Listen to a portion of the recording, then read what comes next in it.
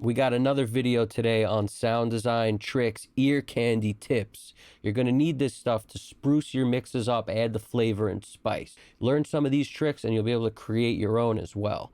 So check this out. If you didn't catch it, in the last video, we made this reverb backwards sound. Check out what that sounds like. I'm going to link to this video at the end of this one so you can see exactly how we made this, all right? That's already up.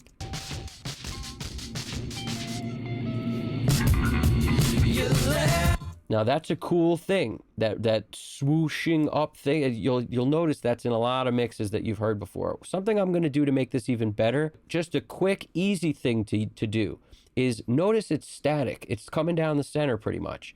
As soon as I add something like Brower Motion, which will move it around the speakers, and you could add other plugins to do a very similar thing, but if you use Brower Motion and you go to any of these, like Half Beat Classic on the preset, all right, this plugin allows you to move both sides at once. So you can really manipulate the sound a lot. What I'm going to do is I click free for changing the speed by hand, and I'll slow it down because almost all the auto pan plugins are moving too fast. I've yet to find the perfect preset that doesn't move it too fast. So I just slow everything down.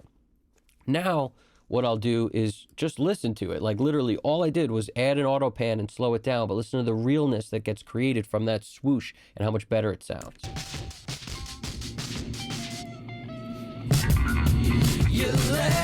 It makes it feel like it's going like this, and then as soon as the word starts, it just makes it more real. Now, if you didn't hear that, throw on headphones or put it on speakers where you're in the middle of a left and right, and you will clearly hear it. All right, so that is a quick, easy tip on how to do stuff that's going to make it better. I'm going to go one step further. All right, let's take this track right here, and if let's say you have a mono track like a lot of people do, I'm going to split it into mono. Again, the only reason I don't is because I use a stereo converter that won't even show up if I select a mono track. It needs to have a stereo track because it's a stereo converter. Anyway, that's my workaround. I'll just run it on a stereo track down the center and I'll keep the other one blank. But if you split it into mono, you could always dump the other one and now you're good. Now you have a mono track. So now what I'll do, that I have this mono track I created, first I'm going to take this one and mute it out because we don't need it anymore because we just put this stereo track over here. Now this is a blank track below it, and if you didn't have that, you could just duplicate this and then delete everything on it and you'll have a blank track. What I'm gonna do is grab grab this word, okay? That's the word ink. I'm taking ink and I'm gonna paste it. You could paste it anywhere. Let's paste it over here for argument's sake. All right, okay, pasted. Now I'm coming over here, I'm gonna select extra space, I'm gonna come up here, I'm gonna hit it with a delay, doesn't matter which one. Echo Boy Jr. is great because you gotta love sound toys. Now I come over here and I'm gonna deal with, doesn't matter, analog box, pick a preset, any preset, all right? Over here, quarter note. Feedback is how many times it delays, and the reason, how many times it loops. Now, the reason I like quarter note is because I want to actually hear the separation between what's happening while this thing pans around and moves to show you what I'm talking about. But feel free to set it however sounds good to you. Your taste is going to determine if your mixes sound good. So if I were you, I'd develop some good taste. Now, you come over here, low cut. I'm taking out a lot of low end because reverb, you know, when it has low end delay with low end, it's getting in the way of other instruments with that same low end. So get rid of it. All right, a lot of low cut.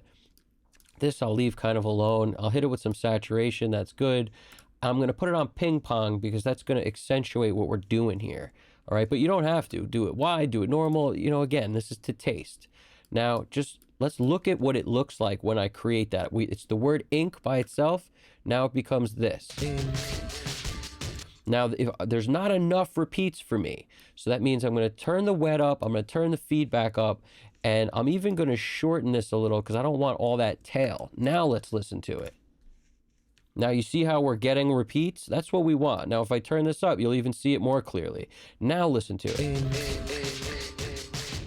Now that ink is pretty sick, but again, if there's too much low end, all right, I'm just going to undo it, turn up the low end, render again. So even though you're committing, you can keep adjusting as many times as you want. Just undo and redo, undo, redo. You know what I'm saying? Now that's kind of cool. I dig that. And if you want to go in and make the repeats even louder, I've done this before where I'll put it on slip mode.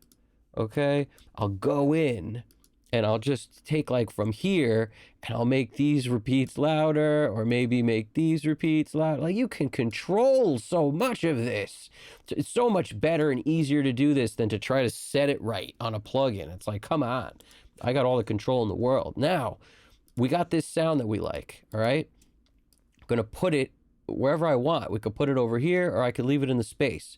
By putting it over here, it's going to start to get in the way of some other things, but who cares? All right, I'm going to come over here to the plugin. I'm going to add that thing we talked about, auto pan. Auto pan is actually my favorite panning thing over all the others, and it comes stock with Pro Tools. And the reason is it's so simple. But like I told you, I just pulled up auto pan, and now look at this thing. Clink, clink, clink. It's moving fast. So I slow it down because, again, I don't like the way these things sound when they're slow. I mean, fast. They're too fast. You want to feel it moving, you got to slow these things down, all right? That's the first step. So now that that's slow, now listen to what this does in the ink spot. Now, I may need to move where it's positioned. Let's see. Check it out. Now, again, that's not on the beat that I like, so I'm just going to maneuver it, all right? Now, if you notice, the way I'll typically figure out where things should be, if I want it to be an exact quarter note, you see how this is a darker line here because it's notating where it is, and it's starting right before it. So if I just move this over to about there on this note, and you could do it in grid mode also, it'll be a dead lock there. But in this case, maybe I want it halfway. So that would be approximately there. Now let's listen to it. Written with original ink. Couldn't make you stop and think. Couldn't make you... Now, it's not only creating a delay, the delay is moving, so it's more interesting. And not only that, it's not static because we committed this sound for this one spot on this one word.